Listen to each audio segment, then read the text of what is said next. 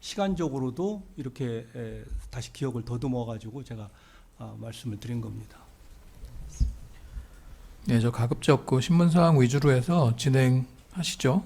자꾸 이렇게 좀 그 일견 좀 다른 취지가 있거나 이런 거는 검찰에서도 이렇게 의견서를 통해서 밝히는 방식도 가능할 수 있으니까요. 준비된 신문 사항 위주로 해서 진행하시는 게 더 좋을 것 같습니다. 예, 최대한 신문 사항 위주로 네. 진행하겠습니다.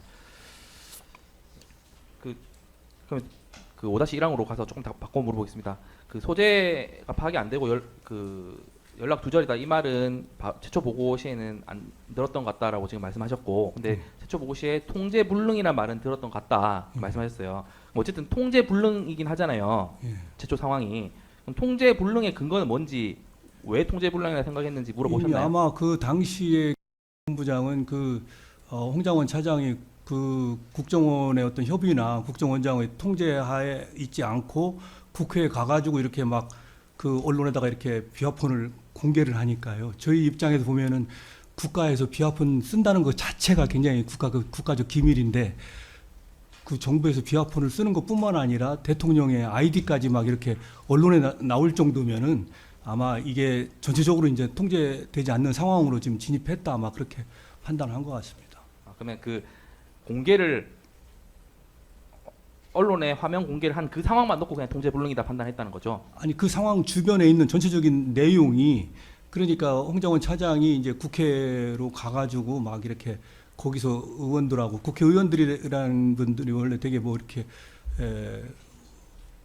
그 뭐라 할까, 어떤 규정이나 거기에 얽매이는 분들이 아닌데, 거기 가서 이제 국가의 기밀인 비화폰을 가지고 거기서 공개하고 거기서 이야기를 하고 또 거기에 중요한 대통령의 그 아이디나 이런 것까지 있는데 막 이게 바로 언론에 이렇게 나오니까 저희들은 국가 기밀을 다루는 사람들 입장에서 보면은 당연히 그 통제 불능의 상황에 지금 들어가 있구나, 이렇게 판단할 수밖에 없었습니다.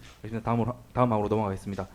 그럼 처음 보고받을 때 김 본부장으로부터 피고인께서는 지금 국정원 보안 담당 부서가 경호처의 홍장원 화면 노출 상황에 대해서 연락을 해줬다, 이런 말도 보고했었나요? 지금 그때 당시 제가 정확히 그 기억은 나지 않습니다만은 어쨌든 전체적인 저런 상황에 대해서, 그 당시 상황에 대해서 그 보고를 했습니다. 근데 그 다시 한번 여쭤보겠어요. 국정원으로부터 연락 왔다 이런 말을 들으셨습니까? 그 정확하게 그 당시에 어떤 그 기억은 제가 나지는 않습니다. 그러나 어쨌든 전체적인 상황은 보고를 했었습니다, 본부장이. 국정원으로부터 연락 왔습니다 이 말을 했는지는 기억이 안 나신다는 거죠? 아마 그 조태용 원장하고 한번 통화를 해보는 게 좋지 않느냐, 이렇게 그 물은 걸로 봐서는 그 부분도 이야기를 했었을 것 같다는 생각이 듭니다. 그러면은 그 연락 온 국정원 부서를 통해서 한번 더 알아봐라 상황을 이렇게 지시 안 하신 이유는 있습니까? 저희 그런 지시는 제가 할 생각을 못했습니다. 알겠습니다. 6항으로 넘어가겠습니다. 그 김 본부장은 그 조태용 원장한테 왜 전화해보라고 하던가요? 지금 그 어떤 지금 통제 불능 상황이라는 판단이 섰잖아요. 예. 그런데 그럼 판단이 섰으면 판단대로 조치를 하면 되는데 어째서 피고인한테 직접, 부총리급 기관장한테 직접 전화를 한번 해보라고 한 이유는 뭐라고 설명하던가요?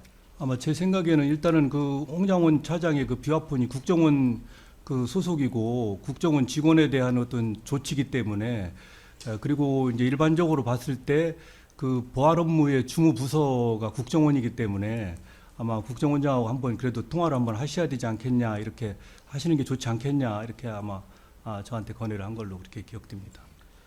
예, 7항으로 넘어가겠습니다. 7항입니다. 피고인 2024년 12월 7일 오후경에 대통령으로부터 비화폰 서버 관련해서 2차례 통화받은 직후입니다. 예.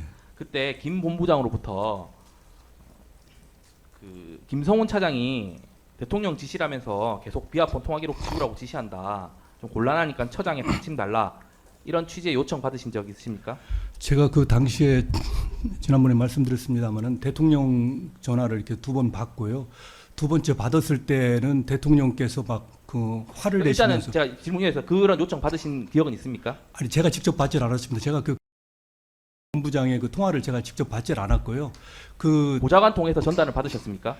그러니까 제가 본부장의 전화를 받아도 그 당시 상황이 대통령께서 저보고 당신은 빠지라고 내가 김성훈하고 알아서 할 테니까 그래서 저를 그 직무에서 사실상 배제했다고 저는 생각을 해가지고 멘붕 상태가 돼서 이걸 어떻게 해야 되나 이렇게 대통령이 아무리 그래도 경호처장인데 직무에서 이렇게 아무리 불신한다고 해도 배제해도 되나 이런 생각으로 가득 차가지고 어떻게 해야 될지를 모르는 그런 상황에서 그 전화를 왔다고 그래서 제가 보좌관 보고 제가 지금 전화를 받을 상황이 아니니까 내가 지금 전화를 받을 수 있는 그런 저기가 아니니까 네가 한번 받아봐라 이렇게 얘기를 해서 저희 보좌관이 그 전화를 받았습니다. 제가 저희 전화를 직접 받은 게 아닙니다. 예, 그렇게 해서 보좌관 대신 받고 나서 그 예. 어떤 내용의 전화가 왔다고 전달해 주던가요?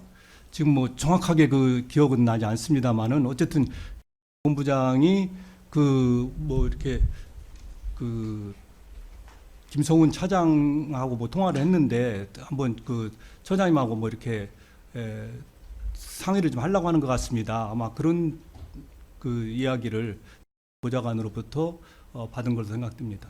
김성훈 차장과 어떤 내용의 뭐 문제가 그 있다 정확한 기억은 나지 않습니다.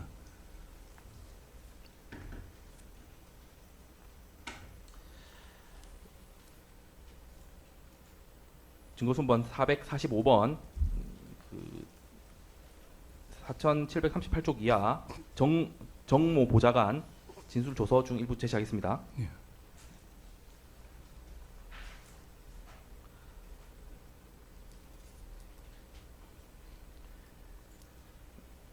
지금 피고인도 보시면 지금 그 15시 54분 2024년 12월 7일 15시 54분에 대통령 통화가 있었고 2024년 12월 7일 16시 3분에 두 번째 대통령 통화가 있은 이후에 2024년 12월 7일 16시 37분에 지원본부장으로부터 전화가 걸려옵니다. 지금 확인하시면 그렇지 않습니까?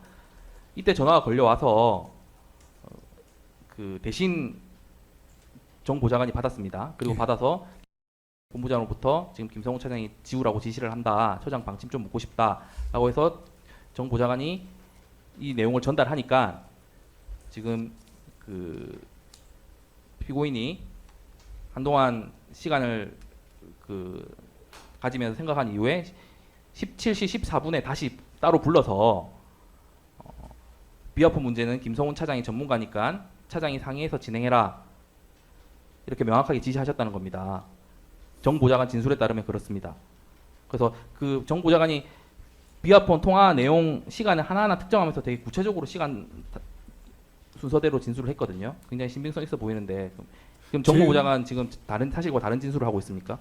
그 제 기억으로는 그때 보좌관이 뭐과 김성훈의 통화 내용을 정확하게 어떻게 저한테 전달했다는 그런 그 기억은 없고요. 다만 이제 제가 그 아까 말씀드렸다시피 그럼 통신 문제에 대해서는 대통령께서 저를 이제 직무 배제한 거냐? 그럼 내가 이 부분에 대해서 어떤 뭐 이게 직무 배제당한 상태에서 뭐라고 얘기를 해야 되느냐는 거에 대해서 굉장히 고민을 하고 있을 그런 시기였습니다.